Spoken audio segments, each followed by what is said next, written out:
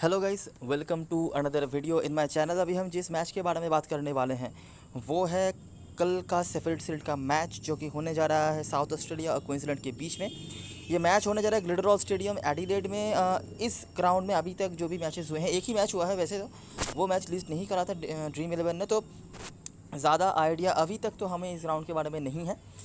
लेकिन हाँ, मैंने कुछ चीज़ें देखी हैं। फर्स्ट क्लास मैचेस मतलब लॉन्गर फॉर्मेट मैचेस यहाँ पर थोड़े से कम हुए हैं। वुमेन मैचेस हुए हैं, लोअर डिवीज़न में 50 ओवर मैचेस हुए हैं, लेकिन फ़र्स्ट क्लास मैचेस थोड़े से कम हुए हैं। लेकिन वहाँ पर भी जो जो चीज़ें मेरे को मिली हैं वो सारी चीज़ें मैं आपके सामने लाऊंगा और दिखाने की कोशिश करता हूँ कि क्या क्या हमें मिल सकता है इस ग्राउंड से, क्योंकि यही एक डिफरेंस है।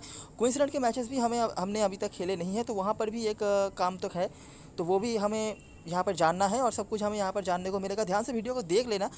वैसे तो थोड़ा रिस्की होगा ही, क्योंकि बहुत सारे बड़े बड़े नाम इस मैच में होंगे अवेलेबल, और उनमें से किसी ना किसी को तो आपको छोड़ना ही पड़ेगा। लेकिन फिर भी देखते हैं क्या क्या किया जा सकता है।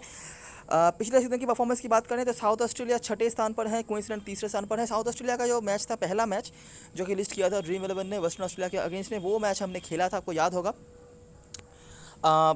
तो उस मैच में भी मैंने कहा था कि दोनों ऐसी टीमों के बीच में मैचेस होने जा रहे हैं जिनकी बॉलिंग बहुत ज़्यादा ख़राब होती है, और इसीलिए शेफील्ड शील्ड में ये हमेशा ही आखिरी पायदानों में रहते हैं। आखिरी दो पायदान में इन्हीं दोनों टीमों का जगह होता है।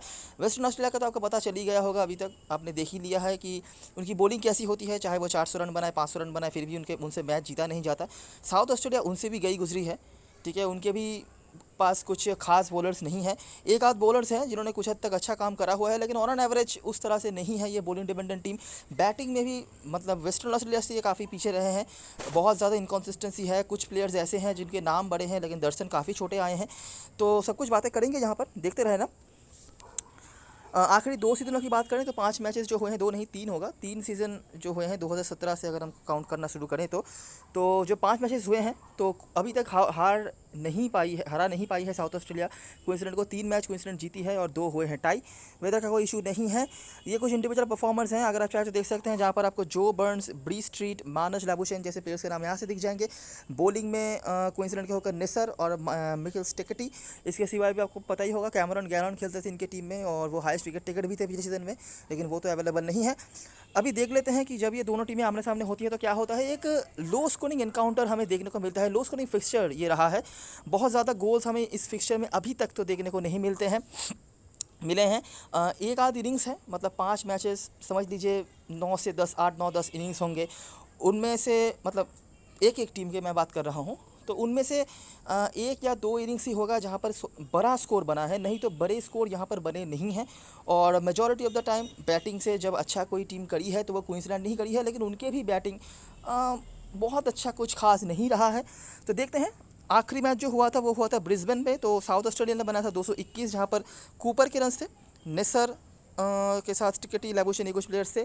क्वींसलैंड ने बनाया था 264, बर्न्स, हेम्फ्री, स्ट्रीट, ये कुछ प्लेयर्स थे। अच्छा, मैं पूरा मैच यहाँ पर डिक्टेट नहीं करवा रहा हूँ, यहाँ से काफ़ी टाइम लग जाएगा। कुछ नाम आपको यहाँ से नोटिस करने हैं जो कि मैं आपको आगे दिखा दूंगा, लेकिन जो चीज़ नोटिस करने वाली है वो है रन्स। देखिए 221, 264 all wicket down. South Australia का तो ख़राब हो ही रहा है, क्वींसलैंड का भी बहुत अच्छा नहीं हो रहा। 150 फॉर 6। उसके बाद अगला मैच नोटिस करते हैं, यहाँ पर तो और भी लो स्कोर हुआ था, ये भी ब्रिस्बेन में ही हुआ था। क्वींसलैंड 115, साउथ ऑस्ट्रेलिया फिर से कम, क्वींसलैंड 130 और साउथ ऑस्ट्रेलिया उससे भी ज़्यादा कम। तो कहाँ पे रन आ रहा है इस फिक्चर में आप नोटिस करिए। और बॉलर्स के परफॉर्मेंस आप देखिए, नाम बदल रहे हैं लेकिन बॉलर्स के परफॉर्मेंस काफ़ी अच्छे हो रहे हैं यहाँ पर शायद कैमरन गैरन वगैरह कोई थे, लेकिन या फिर कोई और बॉलर होंगे जो कि अवेलेबल नहीं है। उसके बाद अगला मैच यहाँ पे बर्न्स, यहाँ पर भी क्वींसलैंड की बैटिंग उतनी खास नहीं रही। साउथ ऑस्ट्रेलिया ने यहाँ पर हालांकि बहुत बड़ा स्कोर खड़ा किया था। टॉम कूपर और जेक लेमन, टॉम कूपर का इस फिक्चर में काफ़ी अच्छा रहा है रिकॉर्ड की अगर हम बात करें तो, लेकिन फ़िलहाल तो वो पिछले मैच में खेले नहीं थे। उसके बाद क्वींसलैंड ने भी यहाँ पर रन मारा था। तो ये था एडिलेड का आखिरी मैच। एडिलेड का मैच है, मतलब ज़रूरी नहीं ये ग्लिडरॉल स्टेडियम हो, किसी भी ग्राउंड पे हो सकता है एडिलेड के। मतलब एडिलेड शहर में जब आखिरी बार ये दोनों टीमें शेफील्ड शील्ड में भिड़े थे तो ऐसा कुछ कहानी हुआ था, जहाँ पर बर्न्स, यहाँ से विल्डेमुथ, पियर्सन, इन्होंने बनाए थे। ओली पोप जब आखिरी बार उन्होंने खेला था तो 7 विकेट उनके खाते में थे। साउथ ऑस्ट्रेलिया ने बनाए 505, जहाँ पर विदरॉल्ड, कूपर, लेमैन, और ये तीनों ही मोस्ट प्रोबेबली कल के मैच में नहीं खेलेंगे। क्वींसलैंड ने दूसरे में बनाया 357, जहाँ पर माइकल नेसर, हिजलेट और हेम्फ्री के रन हैं, जहाँ पर सेयर्स और मेनी के यहाँ पर काफ़ी विकेट्स नजर आए हैं। और दूसरा जो मैच हुआ था एडिलेड में, यहाँ पर क्वींसलैंड ने बनाया था 342, फिर से हिजलेट के साथ पियर्सन और विल्डरमुथ के रन आपको दिख जाएंगे। रेनशॉ ने यहाँ पर लगाया था शतक। बॉलिंग में वोडाल, विंटर, साउथ ऑस्ट्रेलिया को लेमन, यहाँ पर भी रन उनके थे। नेसर के यहाँ पर भी विकेट्स, और क्वींसलैंड ने दूसरे इनिंग्स पर बनाया 285 फॉर 8 डिक्लेयर दे दिया था। फिर से पियर्सन का नाम आपको इस फिक्चर में कई बार देखने को मिल जाएगा, और आगे जब मैं स्टैटिस्टिक्स दिखाऊंगा तब और भी आप चौंकने रह जाएंगे इनके परफॉर्मेंस को देखकर। और बॉलिंग में साउथ ऑस्ट्रेलिया को निक विंटर मोस्ट प्रोबेबली खेलेंगे नहीं, लेकिन अगर खेलते हैं तो काफ़ी इंपॉर्टेंट इनके रिकॉर्ड्स हैं, और ऐसे ट्रेविस हेड। तो आखिरी जो 2 मैच हुआ था, ऑफकोर्स अपर हैंड तो रखा था क्वींसलैंड ने ही। यहाँ पर मैच ड्रॉ हुआ था और यहाँ पे मैच जीती थी क्वींसलैंड। तो आखिरी जो 2 मैच एडिलेड में हुआ था, वहाँ पर भी साउथ ऑस्ट्रेलिया कुछ खास कर नहीं पाई थी। और अगर आप नोटिस करेंगे तो क्वींसलैंड की बैटिंग काफ़ी डिसेंट रही थी। यहाँ पर ही थोड़ा रन कम हुआ, नहीं तो उसके बाद से 357, 342, 285 फॉर 8 डिक्लेयर दे दिया। साउथ ऑस्ट्रेलिया ठीक ठाक है, खास कुछ नहीं उस तरह से बताने लायक। और आखिरी जो मैच हुआ था, यहाँ पर भी रन्स काफ़ी बने थे, लेकिन ये भी मैच ड्रॉ ही हुआ था, जहाँ पर 485 बना था साउथ ऑस्ट्रेलिया ने। यहाँ से क्वींसलैंड की बैटिंग तो मेजॉरिटी ऑफ द टाइम्स अच्छी रहती है। बर्न्स एक और प्लेयर जिनके रिकॉर्ड्स काफ़ी अच्छे हैं इस फिक्चर में, साथ में यहाँ पर ये कुछ रन्स हैं। तो मेजॉरिटी ऑफ द टाइम्स आपको ये देखने को मिलेगा, ज़्यादा मैचेस में डिक्लेयर नहीं मतलब समझा नहीं रहा हूँ। आप चाहे तो वीडियो पॉज करके देख सकते हैं कौन कौन से स्कोरर रहे हैं, क्या क्या हुआ है, कितने कितने रन बने हैं। ये सब ज़्यादा बातें करके फ़ायदा नहीं है। मेजॉरिटी जो चीज़ आपको समझ में आई, क्वींसलैंड का डोमिनेशन है, ठीक है। जो मैचेस ड्रॉ हुए हैं, 1-2 मैच जो ड्रॉ हुए हैं वो तो हुए हैं, लेकिन जहाँ पर मैचेस जीती है क्वींसलैंड, स्पेशली रिसेंट मैचेस वो ज़्यादा जीते हैं। आपने नोटिस करी होगी कि ये मैच हमारा आखिरी 3 में से 2 मैच हुए थे ड्रॉ, ठीक है। एक मैच जो रिजल्ट आया था वो क्वींसलैंड जीती थी, और आखिर के जो 2 मैच हैं वो भी क्वींसलैंड ही जीती थी, जो कि आखिरी मैच आखिरी सीजन में हुआ था। बैटिंग बहुत ज़्यादा यहाँ पे हाईली कुछ नहीं रहा है। कुछ जेन्युइन बैट्समैन हैं जिन्होंने रन वगैरह बनाए होंगे, लेकिन बहुत ज़्यादा कुछ नहीं। इवन क्वींसलैंड की भी बैटिंग यहाँ पर बहुत ज़्यादा अच्छी नहीं रही है। मेजॉरिटी ऑफ द टाइम्स यहाँ पर टीमें ऑल आउट भी हुई हैं, और कुछ बॉलर्स के नाम हैं जो मैं आगे नोटिफाई करवा दूंगा। साउथ ऑस्ट्रेलिया की बैटिंग 1-2 इनिंग्स को छोड़कर उतना खास कुछ नहीं रहा है, और जहाँ जहाँ पर उनकी बैटिंग अच्छी रही है वहाँ पर मैच ड्रॉ हुआ है, नहीं तो जीत तो उनके खाते में नसीब हुई नहीं है अभी तक। इंडिविजुअल परफॉर्मेंस की बात करें तो साउथ ऑस्ट्रेलिया के होकर 2 नाम आपके सामने आएंगे, टॉम कूपर और Travis head. Historically Tom Cooper ठीक ठाक है, बहुत ज़्यादा कंसिस्टेंसी तो नहीं थी, लेकिन चलिए है जो भी है। क्वींसलैंड की तरफ से 2 नाम आपके सामने आएंगे, यहाँ पर भी जेमी पियर्सन और मार्नस लैबुशेन। इनके बारे में कुछ चीज़ें मुझे बतानी है। मार्नस लैबुशेन, अभी देखिए ये पिछले सीज़न तक की बात है, इस सीज़न में वो काफ़ी मैच्योर्ड हो चुके हैं, ऑस्ट्रेलियन टीम के भी डिपेंडेबल पार्ट हैं, मतलब स्क्वाड में तो रहते हैं, मौके भी मिल जाते हैं कई कभार। तो मार्नस लैबुशेन के बारे में बताने लायक ये है कि अभी तक तो उनके खाते में कोई शतक नहीं है। और जो मेनी एक बॉलर थे, आपको पता ही होगा साउथ ऑस्ट्रेलिया के होकर, उन्होंने इनको काफ़ी तकलीफ में डाला हुआ है। 8 में से मेरे ख्याल से 4 इनिंग्स में उन्होंने ही आउट करा हुआ था। बाकी जहाँ जहाँ पर वो आउट नहीं भी हुए हैं वहाँ पर भी बहुत खास कुछ इनका परफॉर्मेंस रहा नहीं है। कोई ना कोई बॉलर कहीं ना कहीं से आकर इनको आउट कर ही देता है। डिस्पाइट क्वींसलैंड की बैटिंग या क्वींसलैंड का परफॉर्मेंस यहाँ पर अच्छा रहा है, लेकिन लैबुशेन का नहीं। इसके सिवा भी जो बर्न्स का नाम भी आप यहाँ पर नोट कर सकते हैं, जो मैंने लिखा नहीं है, उतना ज़्यादा एवरेज नहीं है, लेकिन काफ़ी बड़े बड़े इनिंग्स उन्होंने खेले हुए हैं इस ओपोनेंट के अगेंस्ट में। गेंदबाजी में Michael Neser of course ever dependable, ever reliable ये प्लेयर हैं, और निक विंटर का नाम आपको यहाँ पर मिल जाएगा। ये थोड़े से out of the box player नज़र आते हैं आपको, लेकिन कमाल का रिकॉर्ड है इनका, ठीक है। स्पेशली क्वींसलैंड के टॉप ऑर्डर को इन्होंने काफ़ी तकलीफ में डाला हुआ है। तकलीफ में मतलब अगर समझ लीजिए वो रन भी बनाते हैं, तब भी एट द एंड जब वो आउट हो रहे हैं तो वो विकेट निक विंटर को ही मिल रहा है, ऐसा मैं कह रहा हूँ। ज़रूरी नहीं वो कम रन पे आउट हो, तो ऐसा। हालांकि ये खेलेंगे या नहीं पता नहीं, बाकी तो साउथ ऑस्ट्रेलिया के बॉलिंग के लेकर कुछ खास बताने के लिए नहीं है। अभी देखते हैं इस ग्राउंड से हमें क्या क्या इन्फॉर्मेशन मिलता है। ज़्यादा नहीं है, ये आपको पकड़ के चलना पड़ेगा। जो है वो मैं आपको बताऊंगा। मैं यहाँ पर दिखाऊंगा वही मैचेस जो शेफील्ड शील्ड के मैचेस हुए हैं, लोअर डिवीज़न के कुछ मैचेस मुझे मिले हैं, और उस हिसाब से मैं आपको कुछ बताने की कोशिश करता हूँ, ठीक है। तो नोटिस करते रहो। मैं बिल्कुल 2017 से ही आपको दिखाता हूँ, इससे ज़्यादा पुराना जाने की ज़रूरत नहीं है, उससे ज़्यादा ही पुराना हो जाएगा। तो 2017 स्टार्ट करते हैं। तो देखिए पहला इनिंग्स यहाँ पर बना 201। जो प्लेयर्स अभी स्क्वाड में हैं उनमें से सेयर्स, रिचर्डसन। अच्छा, साउथ ऑस्ट्रेलिया अभी तक इस ग्राउंड पे जीती नहीं है। अगर मैं शेफील्ड शील्ड की बात करूं तो 2 मैच उन्होंने खेले हैं और 2 ही हारे हैं। और बैटिंग में फिर से साउथ ऑस्ट्रेलिया की हालत ख़राब, पेसर्स के 8 विकेट। दूसरे इनिंग में भी इन्होंने 245 पर निपटा दिया था, लेकिन बॉलर का अच्छा परफॉर्मेंस था। जो स्ट्राइक बॉलर्स थे सेयर्स और रिचर्डसन, साउथ ऑस्ट्रेलिया 192 पर निपट गई।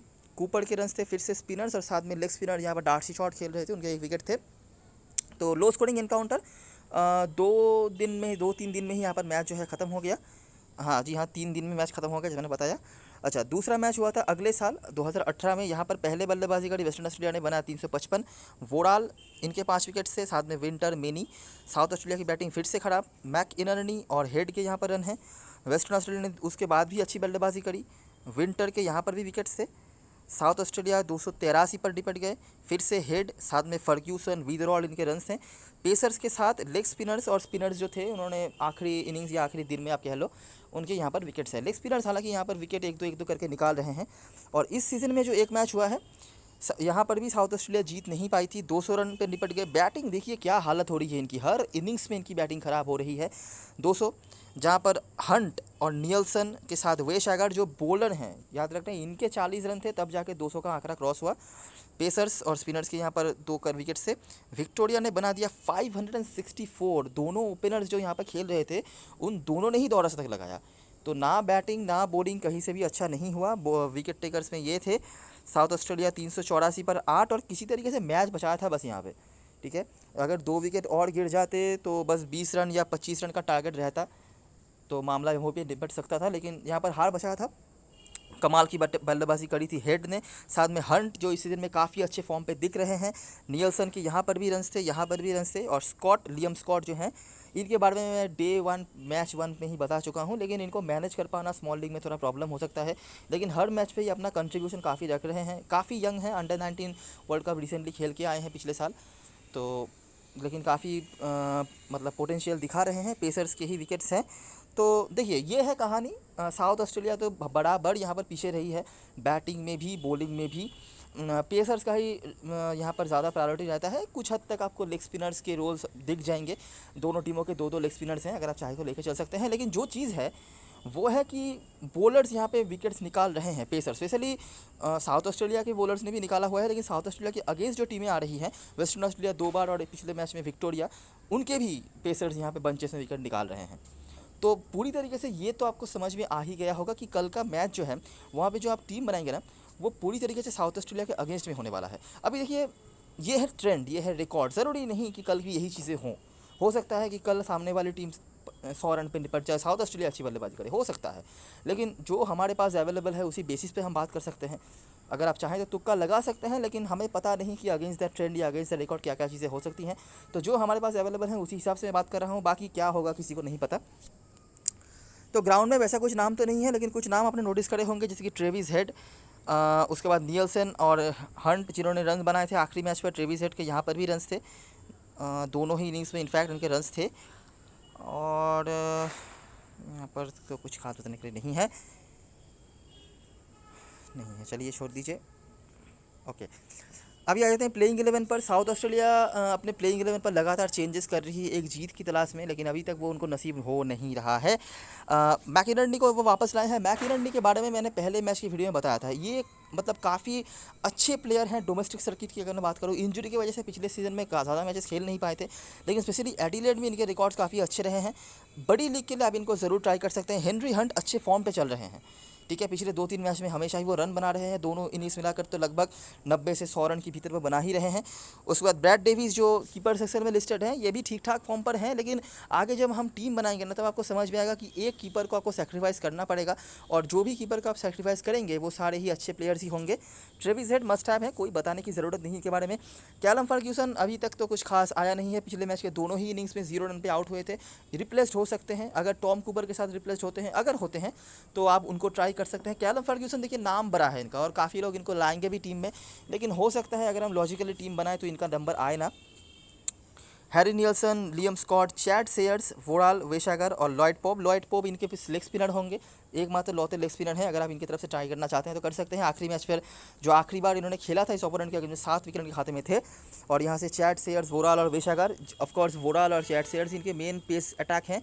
वेशागर थोड़ी बहुत बैटिंग करवा सकते हैं, और 1-2 विकेट अगर निकाल दें तो निकाल दें। मेन पेसर ये दोनों होंगे, सेयर्स और वोडाल। बेंच में निक विंटर का ऑप्शन है। मेरे ख्याल से पहले मैच के बाद इनको मौका नहीं मिला है। मैं तो पर्सनली चाहूँगा कि इनको एक मौका ज़रूर दिया जाए। Left arm medium pace bowler हैं, अच्छा वेरिएशन लाने की क्षमता रखते हैं, और बंचेस में विकेट लेने की क्षमता है। वैसे भी तो बॉलिंग की हालत आप देख ही सकते हैं क्या हो रहा है, तो हो सकता है वहाँ पर भी कुछ चेंजेस वगैरह हो जाएँ। क्वींसलैंड की तरफ से ब्रिस स्ट्रीट और जो बर्न्स, ब्रिज स्ट्रीट भी डोमेस्टिक सर्किट में ठीक ठाक प्लेयर है, मैं स्मॉल लीग में सजेस्ट नहीं कर रहा, बड़ी लीग में आप ट्राई कर सकते हो। जो बर्न्स के डिसेंट रिकॉर्ड है इस फिक्चर में। मानस लैबुशेन को तो सारी जनता कैप्टन बना रही है और मेरे पास इनके नेगेटिव बताने के लिए कुछ नहीं है। हालांकि इस फिक्चर में बहुत बढ़िया रिकॉर्ड नहीं है, 30-35 का ही औसत है बस, लेकिन पार्ट टाइम गेंदबाजी भी करवा रहे हैं बीच बीच में, स्पेशली सेकंड इनिंग्स मतलब चौथे दिन में इनकी गेंदबाजी काम पे आ सकती है। उसके बाद Usman Khawaja, Matt Renshaw, Jimmy Peirson, कमाल का रिकॉर्ड है इनका। एक और ऑलराउंडर जैक विल्डेमुथ, इनको आप मिस नहीं कर सकते। बैटिंग बॉलिंग जेन्युइनली दोनों तरफ से पॉइंट देने की क्षमता रखते हैं। 1-2 विकेट, 30-40 रन या फिर 50 रन, दोनों इनिंग्स मिलाकर काफ़ी काम पे आ जाएगा आपके लिए। माइकल नेसर मस्ट हैव, कोई ज़रूरत नहीं है इनके आजू बाजू जाने की। स्टिकटी बार्टलेट सेकंड स्पिनर पेसर होंगे नेसर के बाद। मेरा वोट थोड़ा ज़्यादा स्टिकटी की तरफ ही होगा। अगर कोई लोग ले भी रहे हैं क्वींसलैंड की तरफ से कोई पेसर को, तो वो स्टिकटी ही होंगे। और मिचेल स्वेप्सन काफ़ी बढ़िया गेंदबाजी करवा रहे हैं। आखिरी मैच में न्यू साउथ वेल्स के अगेंस्ट में दोनों इनिंग्स में 5-5 विकेट लेके आ रहे हैं। और क्योंकि आप देख ही सकते हैं इस पिच पर थोड़ा बहुत लेग स्पिनर्स के लिए काम वगैरह है, तो अगर आपको दोनों में से एक स्पिनर लेना है, मतलब लॉयड पोप और मिचेल स्वेप्सन में से, तो मिचेल स्वेप्सन मेरे प्रायोरिटी होंगे। और अगर आप दोनों को मैनेज कर पाते हैं तो कर सकते हैं। वैसे भी आप देख ही सकते हैं इस फिक्चर में ज़्यादा रन्स तो बनते हैगा नहीं। बेंच में ये कुछ प्लेयर्स हैं, मोस्ट प्रॉब्ली ये खेलेंगे नहीं। क्वींसलैंड के होकर लैबुशेन और क्वींसलैंड सेफेस्ट पिक में है अगर आप सिलेक्शन परसेंटेज की बात कर रहे हो तो।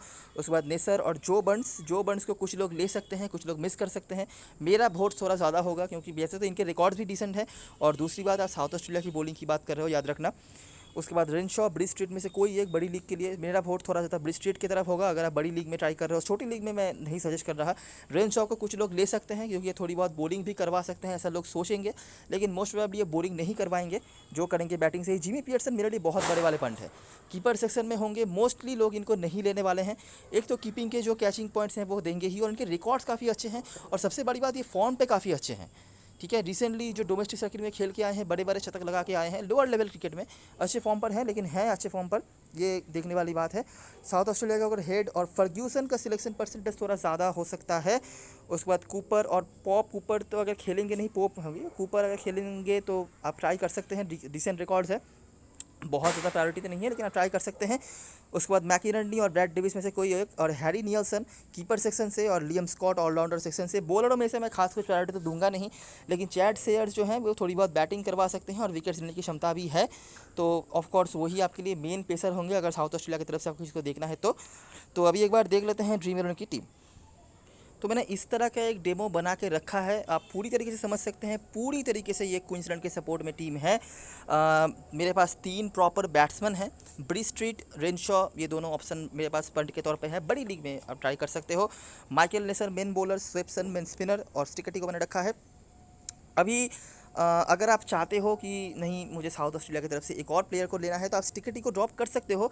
रिस्की हो सकता है क्योंकि मैं एक चीज़ आपको बता सकता हूँ कि क्वींसलैंड की तरफ से बॉलर्स के नाम बदले हैं, लेकिन उनका परफॉर्मेंस हमेशा ही अच्छा रहा है। ये स्टिकटी भी पहले खेल चुके हैं, फील्डमैन थे एक बॉलर, विल्डमुथ थे, ये कुछ प्लेयर्स थे जो हमेशा अच्छा करके आए हैं, और स्पेशली स्ट्राइक बॉलर। क्योंकि आप देख ही सकते हैं साउथ ऑस्ट्रेलिया की बैटिंग की क्या हालत हो रही है। देखिए, मैं बार बार कह रहा हूँ, ये ट्रेंड का बात है। हो सकता है कल के मैच में साउथ ऑस्ट्रेलिया 500 रन बना दे, हो सकता है, लेकिन ट्रेंड के हिसाब से मैं बातें कर रहा हूँ। ठीक है, तो स्टिकटी की जगह पर अगर आपको क्वींसलैंड की तरफ से किसी को लेना है जेन्युइन अच्छा ऑप्शन, तो विल्डमुथ। ठीक है, बैटिंग बॉलिंग दोनों तरफ से आपको पॉइंट देने की क्षमता रखते हैं। स्वेप्सन को हो सकता है कुछ लोग अंडर एस्टिमेट करें, लेकिन अगर आपको एक भी स्पिनर लेना है तो स्वेप्सन पहले चॉइस होंगे मेरे लिए। बाकी आपका डिसीजन है। बहुत ज़्यादा शायद नहीं करें, लेकिन अच्छे फॉर्म पर हैं, और अगर पिच से थोड़ा बहुत हेल्प मिल जाता है, स्पेशली अगर समझ लीजिए क्वींसलैंड पहले बैटिंग करती है और पहले 1-1.5-2 दिन तक उनको बैटिंग करने का स्कोप मिल जाता है, तो उसके बाद स्वेप्सन शायद डेंजरस हो भी सकते हैं। ठीक है, बाकी आपका डिसीजन है, आप चाहो लो मत लो, आपके ऊपर है। यहाँ पर डैनियल वोडाल और वेश एगर, ये दोनों ऑप्शंस हैं पिछले मैच में जो खेले थे। चेंजेस हो सकते हैं इनमें से। वेश एगर बॉलिंग से तो कुछ खास नहीं कर पा रहे हैं। वोडाल हालांकि एक अच्छे स्ट्राइक बॉलर हैं, अगर आप किसी स्ट्राइक बॉलर को लेना चाहते हो सेयर्स के साथ या उनके जगह पर, तो वोडाल का ऑप्शन है। वेश एगर थोड़ी बहुत बैटिंग कर सकते हैं, सेयर्स भी बैटिंग कर सकते हैं। और यहाँ पर निक विंटर का ऑप्शन है, अगर खेलते हैं तो ट्राई एक बार ज़रूर करना। ऑलराउंडर सेक्शन में अगर आप यहाँ पर समझ लीजिए स्टिकटी को हटा रहे हैं, तो पहले आपके ऑप्शन होने चाहिए विल्डमुथ। बहुत बड़े पंट होंगे लियम स्कॉट। ठीक है, इनको मुझे नहीं लगता कोई लेने वाला है टीम में, लेकिन एक कॉन्सिस्टेंट परफॉर्मर के तौर पे अच्छी परफॉर्मेंस ये कर रहे हैं, रिस्पॉन्सिबिलिटी ले रहे हैं। सबसे बड़ी बात तो जो बहुत सारे सीनियर प्लेयर्स नहीं ले पा रहे हैं, और अपनी तरफ से कोशिश कर रहे हैं। बाकी क्या करेंगे, कितने रन बनाएंगे नहीं बनाएंगे, वो तो मेरे को नहीं पता, लेकिन है। और यहाँ पे अगर बात करी जाए तो हंट अच्छे फॉर्म पे नज़र आ रहे हैं। अगर साउथ ऑस्ट्रेलिया की तरफ से किसी बैट्समैन को आप लेना चाहते हैं तो हंट का ऑप्शन है। नाम बड़े नहीं है लेकिन फॉर्म ये काफ़ी अच्छा दिखा रहे हैं। मैकिनर्नी एक और बैट्समैन है जिनको आप ट्राई कर सकते हैं। शायद ही लोग इनको अपने टीम में लेंगे, लेकिन पिछले सीज़न में भी इन्होंने कुछ मैचेस में अच्छी बल्लेबाजी करी हुई है। टॉस के ऊपर देखना कि टॉस क्या हो रहा है, क्योंकि अगर समझ लीजिए क्वींसलैंड टॉस जीत रही है और वो पहले फील्डिंग कर रही है, तो आपको ये समझना पड़ेगा कि शायद पिच में उतना अच्छा कुछ नहीं है, जैसे कि हम देख रहे हैं कि पिच बैटिंग के लिए उतना अच्छा नहीं है, तो वैसा ही कुछ होगा। तो वहाँ पर आप चाहे तो अवॉइड कर भी सकते हैं। बड़ी लीग के लिए इन दोनों को आप ट्राई ज़रूर कर सकते हैं। स्मॉल लीग को में अगर आपको दोनों में से एक को लेना है तो हंट के मैं साथ जाने की सलाह दूंगा। यहाँ पर फर्ग्यूसन को काफ़ी लोग ले सकते हैं और सिर्फ लेंगे नहीं, कैप्टन वाइस कैप्टन भी बना सकते हैं, लेकिन मैं शायद अपने टीम में इनको मैनेज ना कर पाऊँ। यहाँ पे डेविस का ऑप्शन भी है, पंट है, ये भी पंट ही है, एक मैच में खेले हैं इसीलिए इनको ले लिया है लोगों ने। अगर आप चाहें तो इनको भी ले सकते हैं। डेविस, मैकिनर्नी और हंट, ये 3 ऑप्शन हैं आपके पास अगर आप बैट्समैन में से किसी को लेना चाहते हैं तो। और यहाँ पे विल्डरमुथ ऑलराउंडर सेक्शन से ये ऑप्शन है। बाकी मुझे नहीं लगता यहाँ पर कुछ ज़्यादा कुछ करने की ज़रूरत है। उस्मान ख्वाजा की फॉर्म को लेकर थोड़ा इशू तो है, ठीक है, अभी तक खास कुछ नहीं कर पाए हैं, लेकिन क्योंकि साउथ ऑस्ट्रेलिया की बॉलिंग है तो मैं इनको अंडर एस्टिमेट नहीं कर सकता। बड़े प्लेयर हैं और इस तरह की बॉलिंग के सामने किसी भी दिन फॉर्म पे भी वो आ सकते हैं। कैप्टन वाइस कैप्टन चॉइस की बात करें, मैं कहूँगा कि बॉलिंग ऑलराउंडर्स के साथ जाइए, ठीक है। आप लैबुशेन के साथ जा सकते हैं, मैं आपको नहीं कहूँगा कि मत जाओ, लेकिन उनके रिकॉर्ड्स थोड़े से हल्के हैं, ठीक है। और सिलेक्शन आप परसेंटेज के हिसाब से अगर आप जाना चाहते हैं तो बिल्कुल आप जा सकते हैं, कोई इशू नहीं है। लेकिन मैं शायद माइकल नेसर या फिर यहाँ पे लैबुशेन को वाइस कैप्टन के साथ या फिर हेड के साथ जाऊँ। हेड के भी डिसेंट रिकॉर्ड्स हैं, एक मात्र ऑन सिस्टम परफॉर्मर ये हैं। ऐसे कुछ ऑप्शंस हैं, ये 3 जेन्युइन ऑप्शंस हैं जिनको आप स्मॉल लीग में ट्राई कर सकते हैं। बाकी और कुछ नहीं है। बड़ी लीग के लिए जो बर्न्स, पियर्सन, ये मैंने ऑप्शंस आपको दे दिए हैं। बस यही है जो जिनको आप कैप्टन वाइस कैप्टन के तौर पे ट्राई कर सकते हैं। तो ये रही सारी एनालिसिस और ऑब्जर्वेशन। अगर आपको अच्छा लगा हो तो लाइक ज़रूर करना, सब्सक्राइब करना चैनल को, और टेलीग्राम चैनल पे ज़रूर ज्वाइन हो जाना। अगर आपको लास्ट मोमेंट पे कोई अपडेट वगैरह चाहिए उसका लिंक डिस्क्रिप्शन बॉक्स में होगा, वहाँ से आप आराम से ज्वाइन कर सकते हो। लास्ट मोमेंट पे कोई भी मुझे न्यूज़ वगैरह आए या फिर कुछ भी मुझे लगे कि आपसे शेयर करना ज़रूरी है तो वो वहाँ पर आपको ज़रूर मिल जाएगी। तो तब तक के लिए best of luck for this match and good bye for now.